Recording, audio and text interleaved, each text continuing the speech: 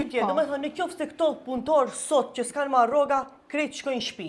Çka bëhet në Spitalin e Tetovës? A e keni menduar se si trajtohen këto pacientë? Sigurisht që kolaps, sigurisht do ketë kolaps. Do të ketë kolaps. E po këtë kolaps kush duhet ta menaxhojë? Pse është drejtori Agim Berisha për të menaxhuar të mos ketë kolaps në Spitalin e Tetovës?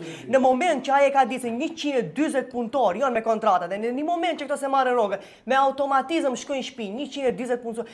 Çka bëhet me këto pacientë për cilët edhe me këto motra medicinale përsëri ka shumë nevojë për më tepër motra medicinale? Tani, duhet edhe ata të na kuptojnë dhe të Jo, japin t'ju një kuptojnë ato, se ne, veprimi. unë këtu pyetja ime nuk është ato t'ju kuptojnë. Unë jam të fol për pacientin që ka ardhur është i sëmurë në Spitalin e Tetovës, këto motra medicinale sot shkojnë në shtëpi, çka bëhet me atë pacient, kush e trajton?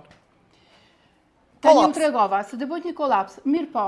Kush do menaxhojë këtë? Kush duhet? Ndoshta do ishte ngarkesë për personelin që duhet i paraprit është. që mos bëhet kolaps? A është përgjegjës drejtori i Spitalit të Tetovës? Atë pyetje nuk mund t'ju përgjigjem. Po prandaj duhet drejtori i Spitalit të Tetovës. Në qoftë se pyesi se pse infermierët largohen masivisht për në Gjermani, ja ku e keni përgjigjen. 140 infermierë, të cilët disa prej tyre janë deri në 1 vit pa vazhdim të kontratës dhe në fond vullnetare japin kontributin e përgjithshëm të tyre intenziv edhe atë në urgjencën e Spitalit të Tetovës.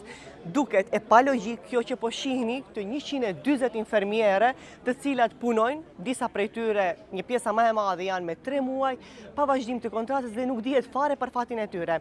Gjithashtu dokumenti që shihni këtu, i cili u lajmërua nga drejtori i spitalit si kërkesë, ishte një dokument idiot i cili mund të prezantohet vetëm tek një masë që nuk ka informacion për ky dokument i cili është i paarkivuar dhe i pavullosur, i shkruar sa me shkrim dore, sa me kompjuter, është vetëm një tallje edhe më tepër për fatin e këtyre infermierëve të cilat, si duket, nuk do të ndalen për kërkesat e tyre, derisa se kanë marrë rrugën e marrëgimit.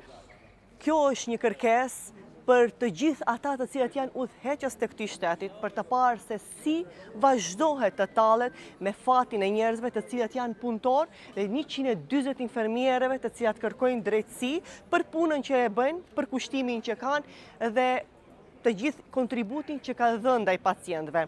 Të gjithë kolegët gazetar jemi para zyrës së drejtorit të Spitalit të Tetovës Agim Berisha dhe kërkojmë të prononcohet cilat janë hapat që do të merr. Drejtori thotë se ka dhënë deklarat dhe se nuk do t'jep deklarat. Ai nuk na pranon as brenda që t'jemi.